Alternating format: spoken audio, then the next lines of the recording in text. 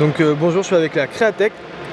Salut. Donc Fabien et Charles, et ils vont nous présenter donc leur projet. Donc allez-y les gars. Donc un petit GT120. On s'est dit qu'il y a le Mini Racer qui prend bien là, depuis un peu plus d'1 an et demi. Mais le problème c'est que ça reste pas accessible à tout le monde, et aussi bien en termes de coût qu'en termes de pilotage. Donc du coup on a pensé à essayer d'adapter tout ce qui est micro-caméra, micro-émetteur, tout ça, dans une nano-machine à moteur brochette, donc à charbon.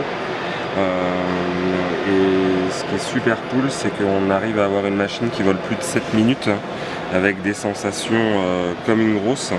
Et notre slogan c'est Fly Anywhere at Any Time. C'est parce que vraiment le but c'est de prendre ça n'importe où avec soi, et dès qu'on trouve un spot on peut s'amuser, et surtout avec un objet, un produit qui est peu dangereux par rapport aux grosses machines, et aussi en termes de casse, parce qu'on voit là cette machine elle a volé ici là, à Saragosse pendant 2 jours. Avec la trentaine de crash de l'autre fois, c'est elle, celle qui s'est crashée. Et on voit que la machine elle est toujours là, elle fly toujours. Donc on va regarder un peu l'intérieur. Justement, est-ce que tu peux nous en parler un peu de cette machine? Qu'est-ce qui fait la différence entre par exemple un Upsan X4 qu'on peut acheter avec une caméra, etc. C'est quoi que tu as fait comme travail dessus spécialement? Donc, le travail c'était déjà de trouver le bon couple moteur-hélice pour avoir la bonne autonomie. Donc on en a testé, laisse tomber. Ah ouais? T'as beaucoup testé le moteur? Je vais te mettre l'image du bureau là. Juste ouais, on a acheté tout ce qui existait, et même les petits projets solitaires, pour vraiment voir tout ce qui existait, tout tester.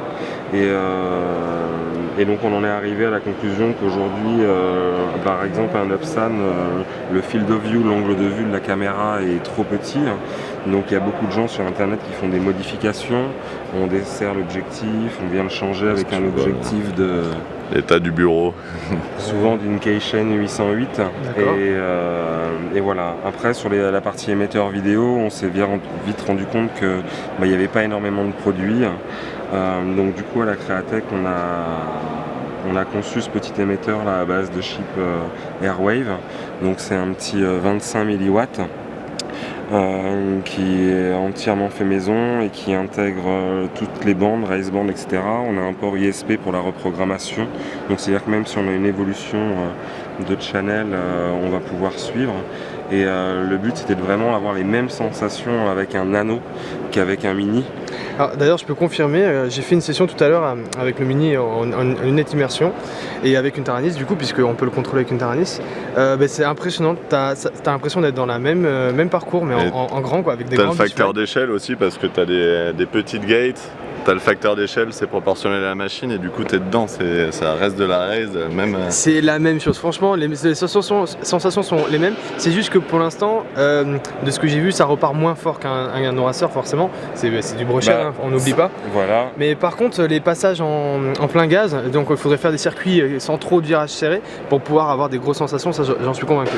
Et ici t'as le prototype de l'adaptateur qui permet de piloter ça avec n'importe quelle radio. Le but c'est que les pilotes puissent utiliser leur radio, leurs lunettes, leur matos et vraiment retrouver les mêmes sensations quoi. C'est pas un jouet, il n'y a pas l'approche jouet dessus, il y a vraiment la volonté de mettre toutes les meilleures techs, d'aller le plus loin possible et de se faire plaisir sur le produit quoi. D'accord, et là ce qui manque en fait c'est un mode manuel, c'est ça? Un mode accro? Ouais, ça va arriver. Il manque le mode accro.